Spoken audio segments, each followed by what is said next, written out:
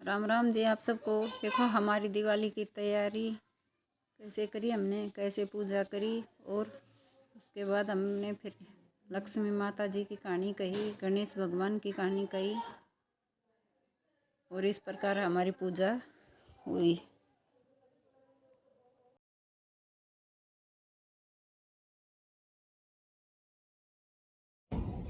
जय लक्ष्मी माता। जय माता रानी, फिर सदा ही जय हो। प्राचीन समय में एक नगर में एक साहूकार था। उसकी एक लड़की थी। वह नित्य पीपल देवता की पूजा करती थी। उसने देख कि श्री लक्ष्मी जी उसी पीपल से निकला करती है। एक दिन लक्ष्मी जी उस साहूकार की लड़की से बोली कि मैं तुझ पर बहुत प्रसन्न हूँ, इसलिए तू मेरी सहेली बनना स्वीकार कर ले। लड़की बोली, क्षमा कीजिए, मैं अपने माता पिता से पूछकर बताऊंगी। इसके बाद वह अपने माता पिता की आज्ञा प्राप्त कर श्री लक्ष्मी जी की सहेली बन गई। श्री महालक्ष्मी उससे बड़ा प्रेम करती थी। एक दिन महालक्ष्मी जी ने उस लड़की को भोजन जीवने का निमंत्रण दिया। जब लड़की भोजन पाने को गई तो लक्ष्मी जी ने उसे सोने चांदी के बर्तनों में खाना खिलाया और सोने की चौकी पर उसे बैठाया और बहुमूल्य दिव्य दुशाला उसे ओढ़ने को दिया। तत्पश्चात लक्ष्मी जी ने कहा कि तुम्हारे यहाँ जीवने को आऊंगी। लड़की ने स्वीकार कर लिया और अपने माता पिता से सब हाल कहकर सुनाया। तो सुनकर उसके माता पिता बहुत प्रसन्न हुए, परंतु लड़की उदास हो करके बैठ गई। कारण पूछने पर उसने अपने पिता को बताया कि लक्ष्मी जी का वैभव बहुत बड़ा है, मैं उन्हें कैसे संतुष्ट कर सकूंगी।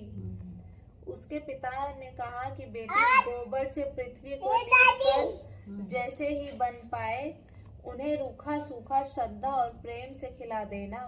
यह बात पिता कहने भी ना पाया कि सहसा एक चील मंडराती हुई आई और किसी रानी का 9 लखा हार वहीं डाल गई। यह देख करके साहूकार की लड़की बहुत प्रसन्न हुई। उसने उस हार को थाल में रख करके बहुत बढ़िया दुशाले से ढक कर रख दिया। तब तक श्री गणेश और महालक्ष्मी जी भी वहां आ गए। लक्ष्मी ने उन्हें सोने की चौकी पर बैठने को कहा। इस पर महालक्ष्मी जी ने कहा कि इस पर तो राजा रानी बैठते हैं, हम कैसे बैठे। बहुत आग्रह करने पर महालक्ष्मी जी और गणेश जी ने बड़े प्रेम से भोजन किया। लक्ष्मी जी के और गणेश जी के पदार्पण करते ही साहूकार का घर सुख संपत्तियों से भर गया। हे लक्ष्मी जी, जिस प्रकार साहूकार का घर धन संपत्ति। जय गणपति महाराज की। जय गणपति महाराज। एक अंधी बुढ़िया थी जिसका एक लड़का और लड़के की बहू थी। वो बहुत गरीब था। वह अंधी बुढ़िया नित्य प्रति गणेश जी की पूजा किया करती थी। गणेश जी साक्षात सन्मुख आकर कहते थे कि बुढ़िया माई, तू जो चाहे सो मांग ले। बुढ़िया कहती, मुझे मांगना नहीं आता, सो कैसे क्या मांगू। तब गणेश जी बोले कि अपने बहू बेटे से पूछकर मांग ले। तब बुढ़िया ने अपने पुत्र और वधू से पूछा तो बेटा बोला कि धन मांग ले और बहू ने कहा कि पोता मांग ले।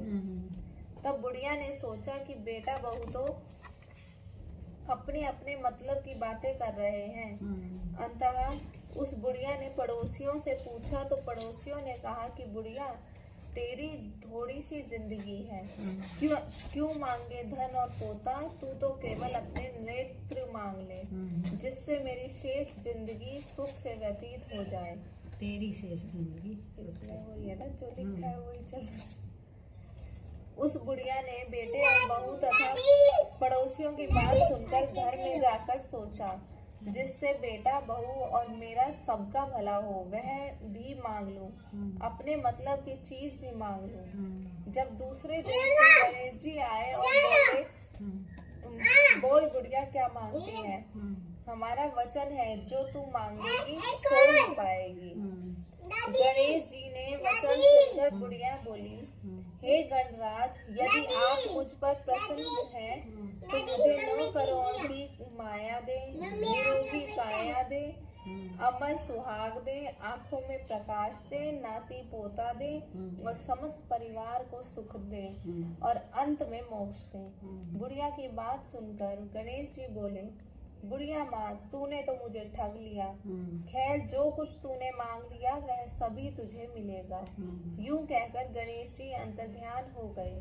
हे गणेश जी, जैसे बुढ़िया माँ को मांगे अनुसार आपने सब कुछ दिया है, वैसे ही सबको देना और हमको भी देने की कृपा करना। जय गणपति महाराज।